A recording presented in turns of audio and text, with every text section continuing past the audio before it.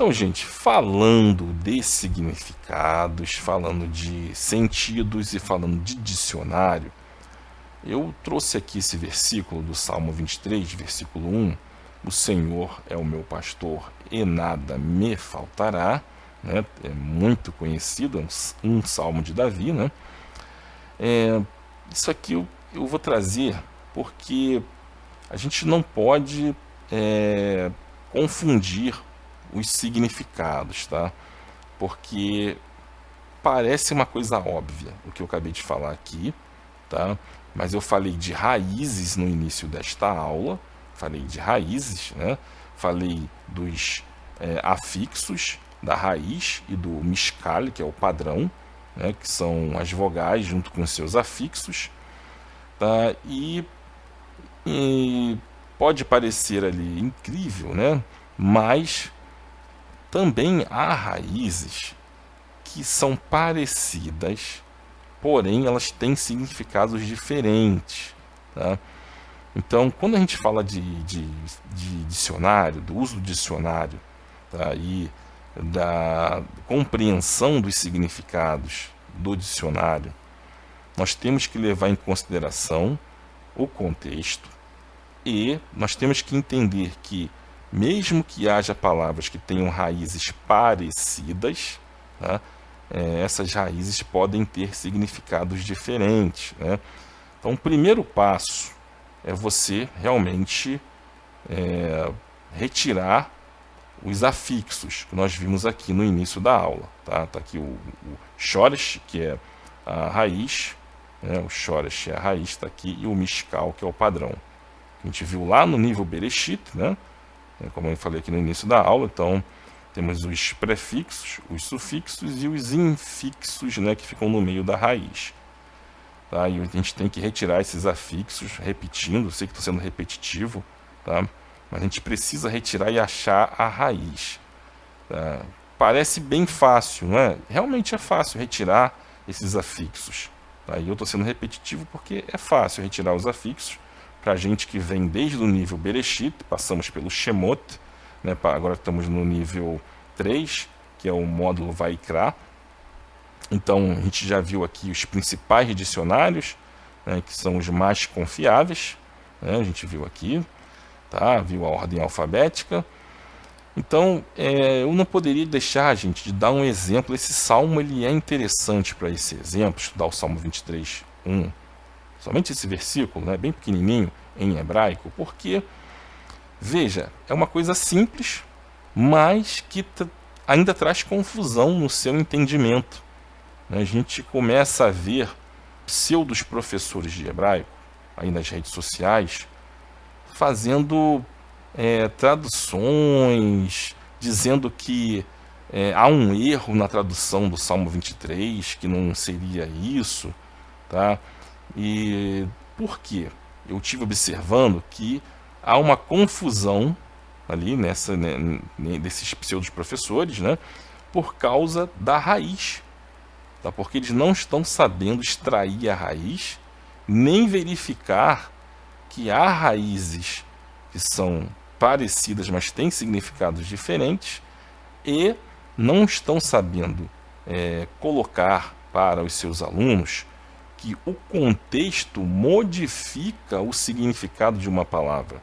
E aí isso é chamado de sentido. Tá? Nós podemos ter sentidos diferentes para a mesma palavra, dependendo do seu contexto. Então aqui no Salmo 23, vamos ler ele aqui em hebraico, tá? Para a gente começar. Mizmor le David, Adonai roi, lo ersar. Né? Então, um salmo de Davi, Mizmor é salmo ou música, tá? Pode ser também uma canção, Le David, né? De Davi. Não é para Davi. A gente viu ali no estudo do estado de construção, tá? Porque Davi é uma palavra definida. A gente viu lá no nível 1, no nível Bereshit, quando a gente estudou o estado construto definido. A gente tem aqui um acento que é um conjuntivo, o merechá, que faz a união entre essas duas palavras, né? O Mizmor e David. Tá? Então aqui há um estado de construção, Então, há aqui o caso genitivo, que é uma sensação do pertencimento, tá? Ele traz essa ordem de pertencimento, então o salmo pertence a Davi. Como Davi é um nome definido, se não há essa preposição lê, para quebrar o estado construto definido, ia ficar o salmo de Davi, porque a segunda palavra sendo definida, ela define o estado construto. Então fica o salmo de Davi. Então aqui foi colocada essa preposição lê, apenas para quebrar o estado construto definido, e aí fica um salmo indefinido, né? Um salmo de Davi. Tá? Então essa foi a primeira parte, para explicar. Depois vem Adonai Roi. Adonai é o meu pastor, né? A gente tem aqui um merechá também, um conjuntivo, unindo essas duas palavras. Já a gente vai falar um pouquinho mais sobre isso, tá? Aqui eu tenho Roi, né? Que é um particípio substantivado, né? De roe, do modelo ali do particípio que a gente viu no módulo Shemot, no nível 2 do nosso curso de hebraico, né? Que é o kotel, tá? Só que aqui, né, de roe, ele também adicionou um sufixo pronominal de primeira pessoa, com a hirik malé, né, a hirik mais a yud, essa vogal longa, para trazer também esse sentido de posse, também para dar aqui um genitivo na primeira pessoa, que é meu, tá? Então, roi, meu pastor.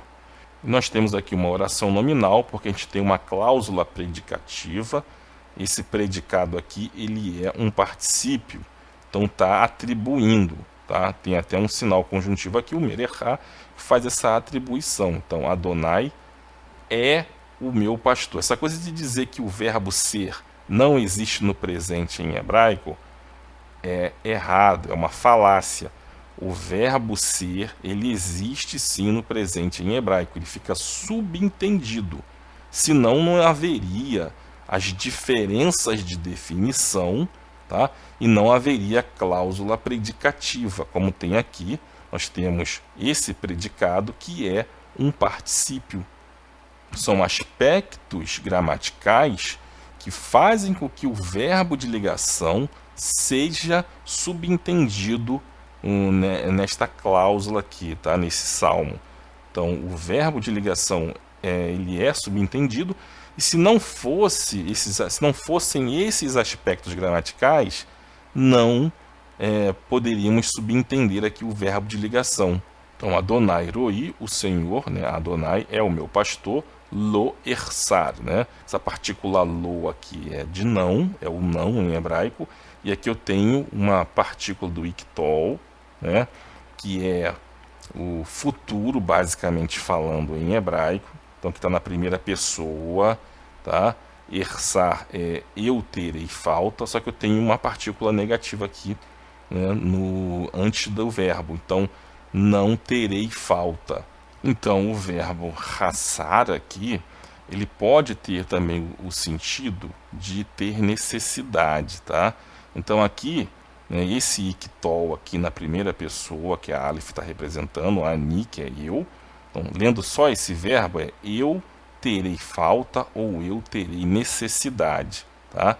Então, como eu tenho uma partícula negativa antes do verbo, então eu vou traduzir aqui ao pé da letra, não terei falta, não terei necessidade. Por isso que a tradução tradicional está como eu não, nada me faltará, né? Nada me faltará, que é uma interpretação para eu não terei necessidade, pode ser eu não passarei necessidade ou eu não terei falta, tá?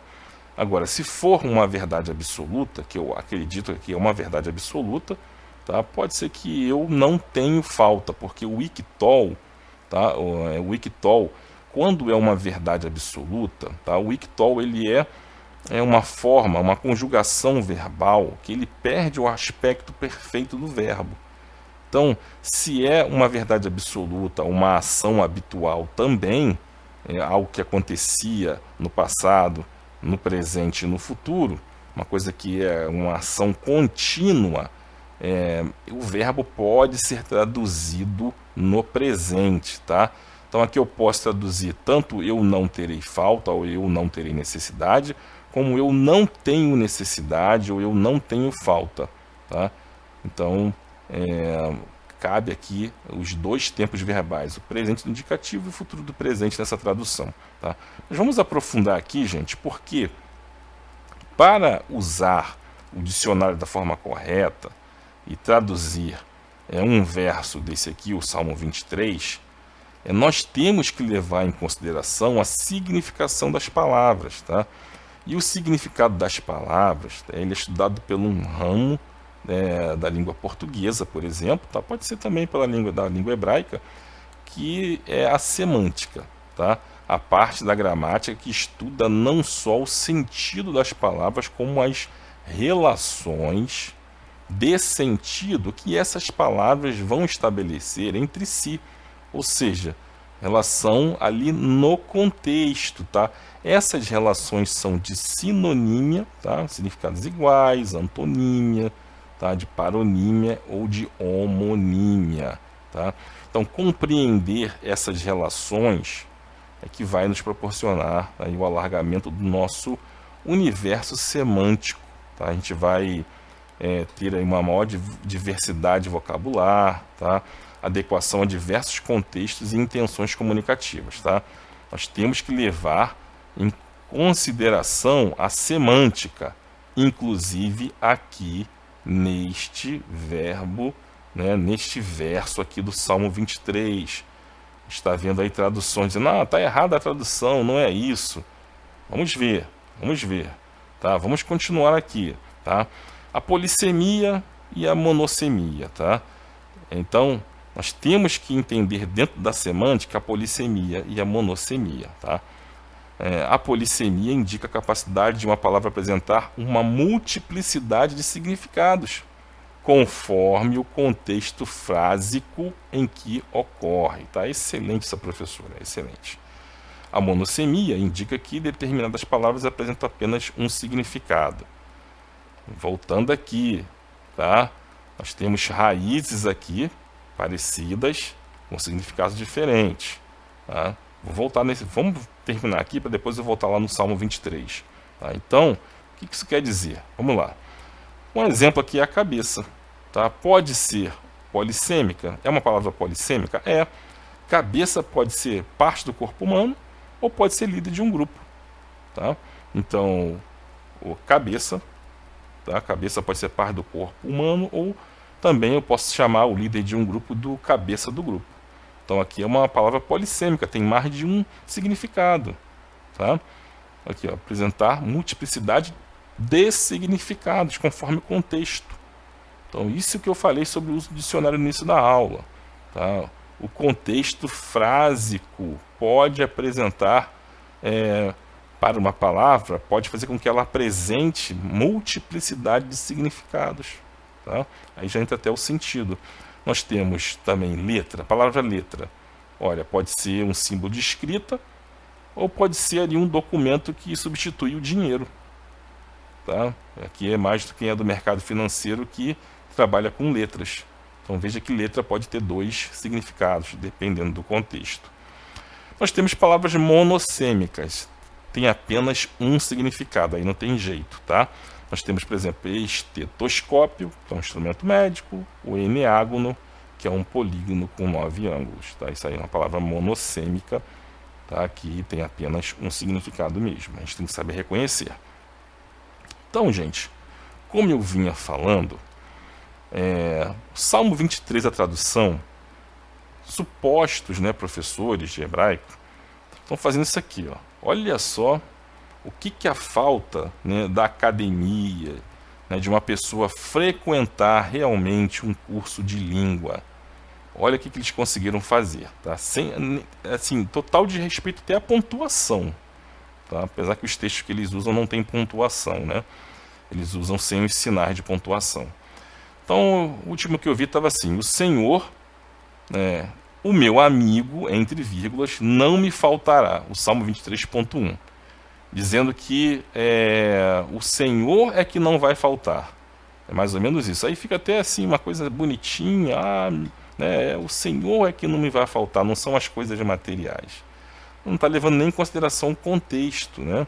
Que ele está falando de ovelhas, né? Está falando e as ovelhas têm as suas necessidades, tanto espirituais como materiais, tá?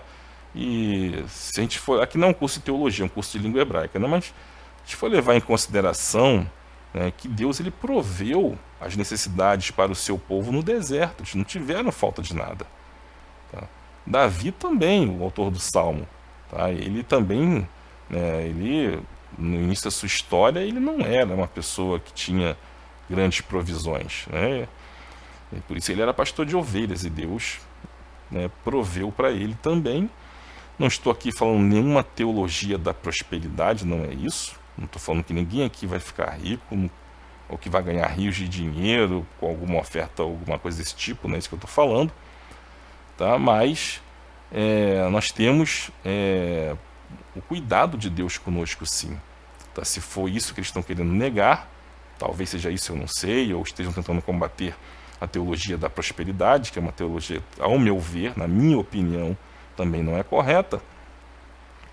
Mas se é isso, eles estão ali fazendo de uma forma não correta, né? Porque ele está distorcendo um texto bíblico para isso. Então chegaram a fazer isso aqui: o Senhor, o meu amigo, não me faltará, né? Mismorle da vida a gente já falou. Então a gente vem aqui, ó, novamente, a gente tem um merechá, que é um acento conjuntivo, portanto não há pausa. Então eu não posso aqui no Adonai, que é o Senhor, depois vem o Roi, meu pastor, eu não posso colocar uma vírgula aqui, tá? A vírgula pode até vir depois, porque aqui eu tenho um Reviá Mugrash, né, que é um acento dos livros poéticos, tá? Porque aqui no curso, tá, a gente ainda não viu os acentos para os livros poéticos, vai ficar para o próximo nível, né?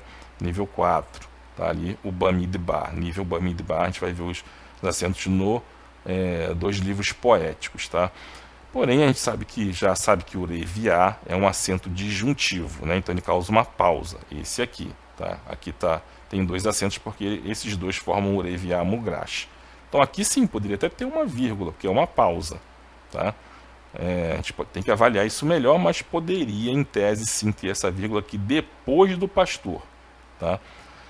E eles colocam meu amigo, confundindo aqui a raiz, tá, do verso. A gente já vai ver isso aqui, tá? Mas voltando aqui ao acento, então aqui o merechá não há uma pausa, porque é um acento conjuntivo e ele liga essas duas palavras, causando aqui o aparecimento do verbo de ligação, que é o verbo ser, tá? Porque isso aqui é uma oração nominal, porque a cláusula aqui ela é predicativa, tá?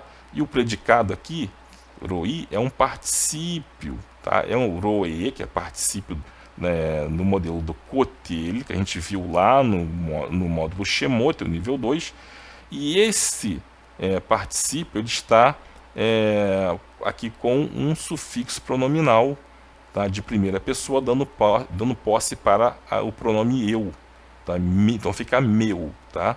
Meu, então meu pastor, tá? Então Adonai é o meu pastor, uma oração nominal, tá? E você pode conferir ali nessa gramática aqui, né? A Grammar of Biblical Hebrew, tá? Do Muraok. Eu tenho excelente gramática, se você quiser conferir, você pode ir lá ver, tá? São regras do hebraico bíblico.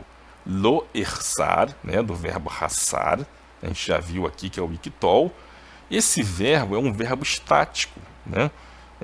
O iktol, a forma imperfeita do verbo, esse verbo também ele é intransitivo, então por isso que não há um complemento aqui.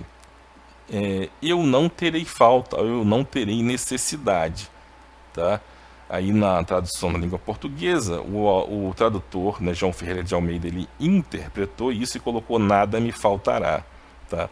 Por que ele para aqui? Por que não tem um complemento? Porque ele é intransitivo, é um verbo estático e ele é intransitivo, então não posso colocar aqui nesse verbo um complemento para saber do que eu não terei falta, tá? Então esse verbo ele indica também um estado, ele não indica uma ação, então é um estado de ter ou não ter falta de alguma coisa. E aqui ele diz que eu não terei falta, tá? Lo ersar, tá? O equitol, primeira pessoa, comum, singular, eu. Então, aqui está o prefixo, aqui está o restante do verbo. Então, não terei falta. Então, eles confundem o verbo estático também, tá? Não sabem, talvez, explicar que este verbo ele indica um estado, ele não indica uma ação, por isso é chamado de verbo estático, que ele é intransitivo, então não dá para falar o do que eu não terei falta, porque ele não admite ali na gramática um complemento por ser intransitivo. Vamos continuar aqui, gente, mais um pouquinho. A gente vai ver aqui, tá? Falar sobre a raiz. A confusão aqui, primeiro, não pode ter a vírgula, o senhor, meu amigo, não pode ter essa vírgula, porque tem um mererá, então não há pausa. O roi, que vem de roe, que vem de pastor, eles estão dizendo que a raiz é a raiz de amigo, confundindo aqui as raízes. Porque veja, nós temos o verbo ra, que é ele pastou, aqui está no catal, tá? Do cal, no binian, que é a construção mais fácil do hebraico. Tá? Depois, esse verbo ele pode vir para o particípio do cal mesmo, tá? O particípio da construção fácil, tá? Também chamado de paal em hebraico. Então, aqui o verbo raá, se ele vier para o particípio no cal, ele vai ter essas vogais, a o e a e, tá? Do modelo cotel, o e e, fica roe, tá? Então aqui esse particípio é uma forma nominal do verbo, então ele pode funcionar como gerúndio, como substantivo, como um adjetivo e até como um advérbio, tá? Aí é mais raro, mas pode sim, porque ele é uma forma nominal, ele se comporta como um nome, como um substantivo, como um adjetivo, ele tem esse comportamento. Então aqui o roe, ele é um particípio substantivado, então ele significa pastor, do verbo pastar, né? Do verbo pastar, a ovelha que faz ali a pastagem, né? Vai comer gramas. Então vem ali o roe, que é o pastor. E se eu pegar esse mesmo particípio e para dizer que o pastor é meu, eu coloco aqui, vai cair aqui a sere malê e vai entrar a hirik malê, tá? Porque este sufixo aqui, a hirik malê, esse pontinho aqui, a yud, vai significar o genitivo, a posse da primeira pessoa. Eu, então, portanto, o substantivo aqui feito pelo esse particípio vai ser meu. Então, se o particípio é pastor, vai ser meu pastor, tá? Então, roi, meu pastor. Vamos ver aqui um exemplo desse particípio funcionando como substantivo pastor. Temos aqui o Êxodo 3:1. E apacentava Moisés o rebanho de Jetro, seu sogro sacerdote em Midian. Então vamos ler aqui em hebraico esse verso. O Moshe Hayaroe et som mitro rotenô Cohen Midian. Vamos ler aqui um pouquinho mais devagar. O Moshe e Moisés Hayaroe apacentava. Veja aqui, ó, o roe, tá, trazendo esse significado implícito de pastor, tá? Aqui está traduzido como apacentava, porque o roe, que é o pastor, está precedido pelo verbo raiar, que aqui está funcionando como um modal, tá? Então, por isso a tradução em português traz apacentava. Et somitro, né, o rebanho de Jetro, rotenô, tá, o seu sogro, Cohen, sacerdote, Midian. Então, outro estado de construção, sacerdote de Midian. Tá? Veja aqui, então, a palavra roe funcionando como pastor nesse verso. Então, gente, como eu falei, há palavras que têm a raiz parecida, mas seus significados são diferentes. Então, nós temos aqui, ó, nós vemos ali o roe, né, do verbo raá, né? Nós temos aqui aresh, ain, né, e arre, tá? Quando vai para o roe, também continua com aresh, ain, arre. Quando vai para o roi, que é o meu pastor, tá? Aqui é pastor, roe. Aqui é roi, né? Aresh, a ain e a yud, né? Com a hirik malê. Roi, meu pastor. Aí muda porque a tsere malê caiu tá? E entrou a Hirik Malê para dar a posse para a primeira pessoa, né? Meu pastor. Então é bem parecido com a raiz de reia, tá? Reia com a resh e a ain, que significa amigo, companheiro, próximo, aqui é um substantivo mesmo. E eu tenho rei, que é meu amigo, tá? Aí é um substantivo com sufixo pronominal de primeira pessoa, dando posse para a primeira pessoa, então o amigo é meu, tá? Meu amigo. Veja que aqui realmente é um substantivo, não é um particípio. É diferente aqui do roe, que aqui é um particípio substantivado com um sufixo pronominal, para dar posse para a primeira pessoa. Aqui não, aqui é realmente um substantivo, uma raiz parecida, mas o significado aqui é amigo, tá? Companheiro ou próximo, bem diferente ali do roe, que é pastor, que vem do verbo raá, né? Que é o verbo pastar, né? Aqui, ó, ele pastou, é o pastar. Então, gente, vamos ver aqui um exemplo desse texto que contenha essa palavra rei, meu amigo. Então, aqui, ó, Cânticos 5:16, a sua boca é muitíssimo suave. Sim, ele é totalmente desejável. Tal é o meu amado e tal o meu amigo, ó filhas de Jerusalém. Vamos ler aqui em hebraico. Rico mamtakim verrulo mahamadim zedodi veze rei penot Yerushalayim. Então, rico, né, a sua boca, mamtakim, é muito doce, verrulo e todo ele, mahamadim, é desejável, zedodi, este é o meu amado, veze rei, e este é o meu amigo, Benot, filhas Yerushalayim, filhas de Jerusalém. Então veja aqui a palavra rei usada, né, como prova, meu amigo, tá? Meu amigo é rei, não é aqui, né, o roi vem de roe, desculpa, roi, meu pastor vem de roe, tá? Que é pastor, que vem do verbo raá, que é o verbo pastar, né? Que ele pastou. Reia é amigo e rei é meu amigo. São raízes parecidas, mas o significado totalmente diferente. Tá? Vamos ver aqui um exemplo, mais um exemplo, tá? Aqui no 1 Samuel, versículo 21:11. Vamos ler aqui. Porém, os criados de Aquis lhe disseram: não é este Davi, o rei da terra? Não se cantava deste nas danças, dizendo: Saul feriu os seus milhares, porém Davi os seus 10 milhares? 1 Samuel 21:11. Vamos ler aqui então em hebraico. Vaiomeru avdei Achish elav, haloze David melech haaretz, halolaze yaanu vamicholot lemor, Hika Shaul baalafav David berivotav. Então vamos ler aqui um pouquinho mais devagar. Vaiomeru, e disseram avdei Achish, os servos de Aquis, elav, para ele. Aqui é uma partícula interrogativa, que é o ha, haloze. Não é este Davi, Melech Haaretz, o rei da terra? Haaretz aqui é um eufemismo, tá, gente, para a terra de Israel, tá? Então, o rei de Israel, Halô Laze Yaanu, e não era para este que cantavam Vamecholot, né?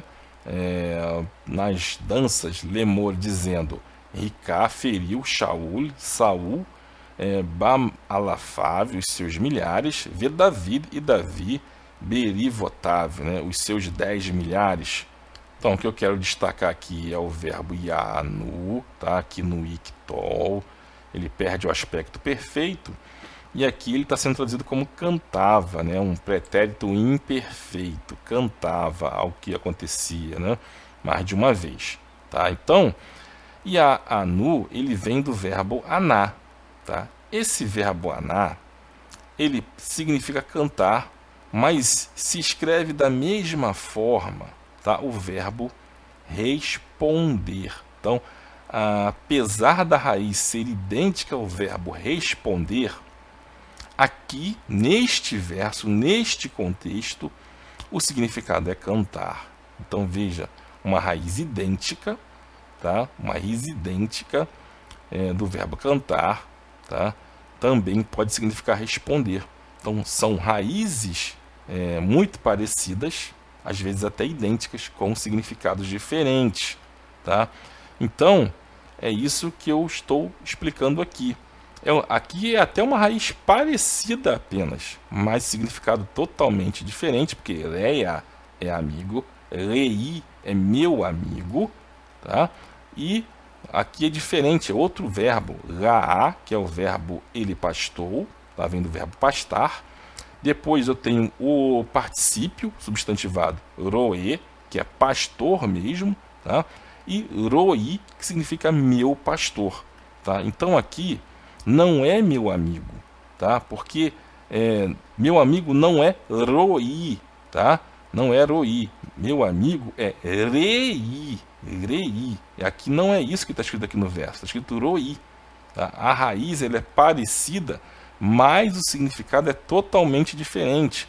Não há essa vírgula aqui depois de Adonai, o Senhor, porque aqui tem um merechá, que é um acento conjuntivo. O que é um acento conjuntivo? É aquilo que adiciona, tá? Não há pausa, ele faz o contrário, ele faz uma ligação entre essas duas palavras, aqui completando uma oração nominal, porque o predicado aqui é um particípio. Então, loersar também é um verbo estático no ictol, perdeu o aspecto perfeito, agora ele está no imperfeito. É um verbo intransitivo, ele indica um estado e não uma ação. Então, esta tradução aqui, o Senhor, meu amigo, não me faltará, apesar de ser bonitinha ali nas suas conclusões teológicas, não está correto, gente. Então, isso é uma prova, tá? Que há muita gente que não tem o conhecimento do hebraico bíblico, não frequentaram a academia, tá? Tem muita gente nas redes sociais se passando como professores de hebraico, fazendo traduções que não correspondem à realidade da gramática do texto bíblico, tá bom, gente? Então tome cuidado com essas pessoas. Então, esta foi a nossa aula, tá? Se você vir essa aula aqui numa rede social, uma partezinha dela aqui, pelo menos aqui do Salmo 23, eu pretendo colocar numa rede social, para alertar também algumas pessoas, né, que possam ter entendido errado aí esse texto do Salmo 23, e também para ajudar a divulgar aqui o nosso trabalho, tá? Matrículas abertas no nosso curso, se você não faz parte ainda, vem estudar conosco, tá bom? Shalom, até a próxima aula.